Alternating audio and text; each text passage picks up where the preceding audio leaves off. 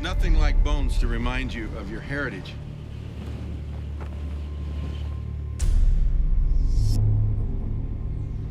And that's why I like bringing people up here, because it reminds us of our own mortality, it reminds us that we are in a relay race. We're in a generational relay race, and they understood that.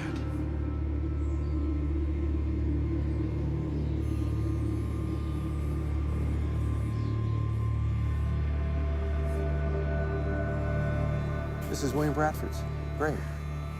That's him. He's the governor for 30 years of the Pilgrim colony, who lost his wife the first winter, who fell off the back of the Mayflower. She was the first one to die.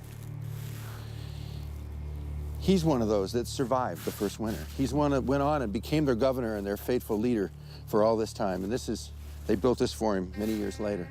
But they did put a Hebrew inscription. It says, Jehovah is our help. That's from him, because he himself taught himself Hebrew to be closer to Moses, closer to the Old Testament, so he could be closer to God.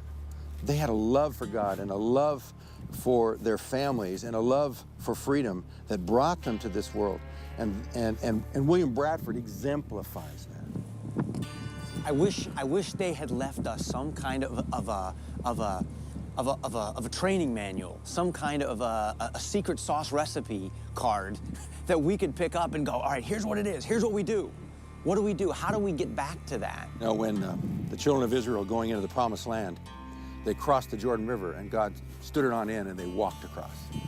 And before the waters stopped parting, God told them to take 12 stones from the bottom of the river and put it up on the top of Mount Gilgal and make a monument, so that when your children ask, what are these stones, you'll be able to tell them, this is where God parted the sea. And that's what the Pilgrims left us. They left us a monument that not only gives tribute to what was accomplished here, but it gives us a specific strategy, a breakout of a blueprint of, if we would ever forget what made America great, what made us free, we can go back and follow that strategy, and it's right up on a hill a half-mile from here. Right here? Right here.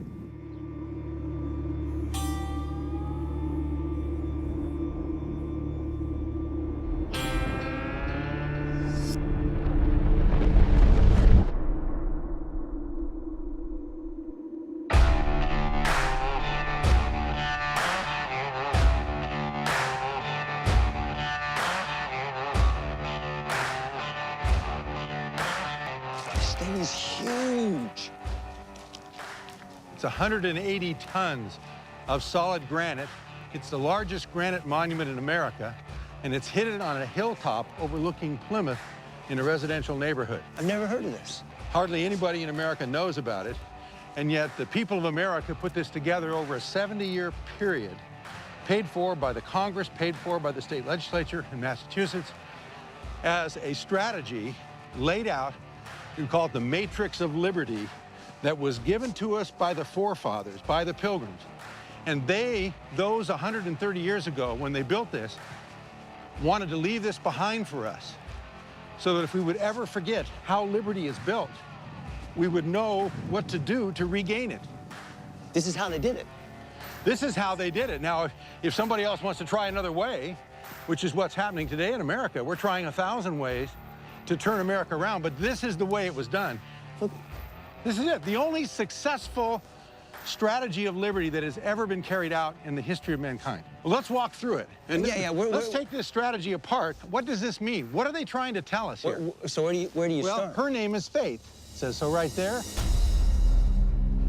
And she is pointing her finger to heaven. Why? For God is. For God is, because her faith is in the God of the Bible, in Jesus Christ. They knew that the only faith that could bring true liberty was a faith in the one true God and his Bible. And you see a Bible there, an open Bible. It's a Geneva Bible. The pages are opened up, which meant that they read it. And as they read it, and as they had faith in God, he gave them wisdom. That's why you see the star on her forehead. She's given wisdom to know how to live in this world. And all of the rest of these statues, each one weighing almost 20 tons, is tied to faith, because without faith, it falls apart. And that's the beginning of it all. Where do we go from there? From here, you need to go to character or morality, and you'll notice... Because that's the internal liberty. That is the internal liberty, which is the beginning of all freedom. She is called morality. Notice that she has no eyes. That is on purpose because she's looking internal character, the transformation of the heart first, and then that brings external transformation. And notice that she has the 10 Commandments in her left hand and the scroll of Revelation in the right. What would that signify? The Bible.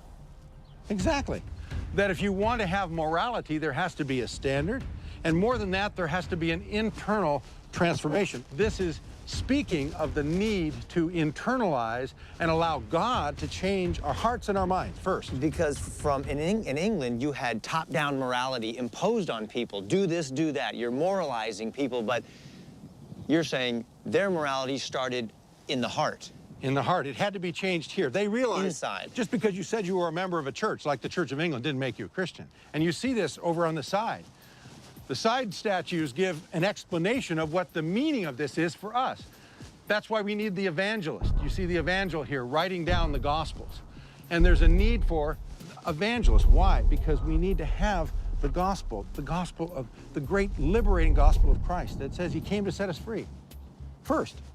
So this is completely contrary to the way the rest of the world had done it up to this point. The Pilgrims are saying that morality starts internally with the gospel. The evangelist has to preach the message that transforms the heart, and then you want to do what's right, rather than being forced to do what's right from the king who tells you what good and bad is. That's it. Okay, what's next? What's next is, and you see the development of it, if you want to have a free civilization, you need to have a civil authority or civil law that will give a base for that freedom. In other words, you've got to have some degree of order in society. And that order, as you see here, is built upon law. The principles of God's law then are related into the civil law. And that's what we see here in his left hand. We also see his hand, his right hand is extended in mercy. Mercy toward those that he's dealing justice with. Why? Because this form of law has a degree of equity in it. And you see this in the side statues where... Can we go see? Yeah. Justice. She's holding the scales of justice with justice and equity, which means that, you know, when a crime is committed, it should be cared for in terms of its punishment, the same for the rich and for the poor and for everyone else. There should be equality under the law. On the other side, we notice that this form of law is different than the laws of so many nations that are built on tyrants, that are built on, if the Aztecs wanted to cut your heart out, they just cut your heart out. Here, mercy. Mercy built upon the base that he offers us, mercy and grace, along with law. And in this form of law, there is that tremendous mercy. So you have to start with faith. Faith in the true God, that produces the internal morality of the heart. You have a standard by which to judge what good and bad is, and then you create a moral system of law to have a basis for a free and just society that can mete out justice when crimes are committed, but also extend mercy to people and show them grace. And then that gives you the freedom. Once you have a society that's built like this, now you have a civility in society. Now you can educate your children.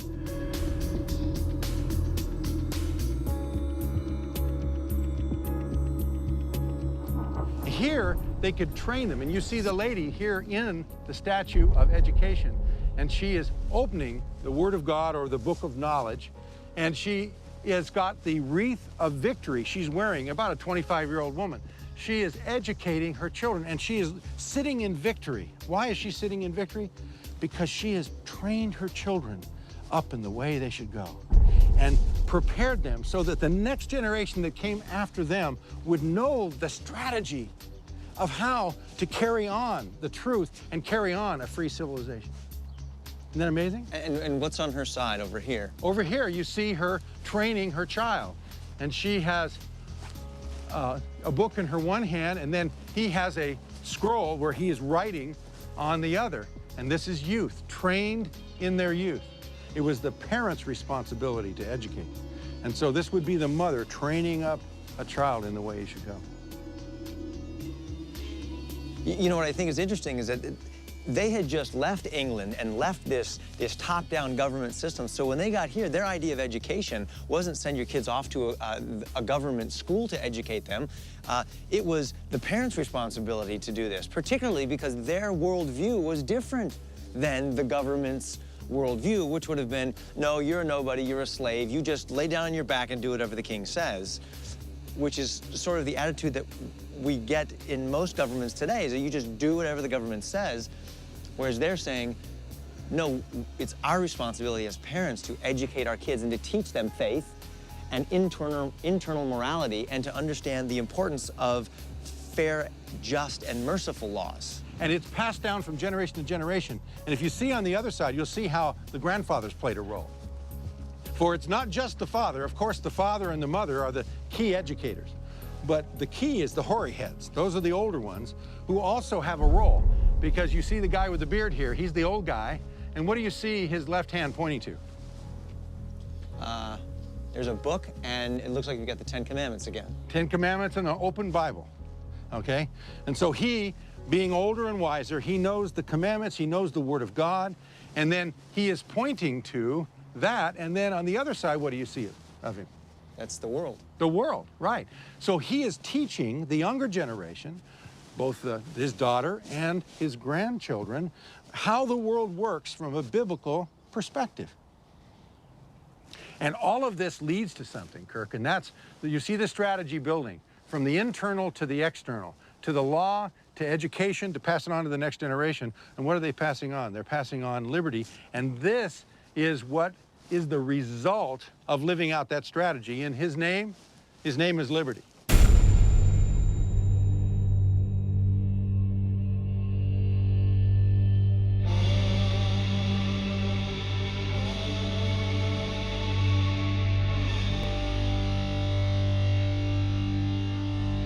We call him Liberty Man. Look at this guy, he's a Liberty stud. hero. Now this guy is not a guy you want to mess with, right? And he's seated in liberty. Okay, explain who this guy is. Liberty Man. Liberty Man, or the liberty hero that he represents, is the fruit. He is the result of obeying the matrix of liberty that you see on this monument. And he is seated in liberty. Now, I want you to be careful to notice these details. Notice that he's holding broken chains in his left hand. Notice that he has, where the chains were, bound to his legs. Notice that he is now seated in liberty. He's got that good look on his face like, listen, I'm free, but I'm looking out, defending my liberty, but I'm free. And notice the claw that is on his right shoulder. That claw relates to a skin that goes around to the left here, and you see a lion's head, an entire lion skin.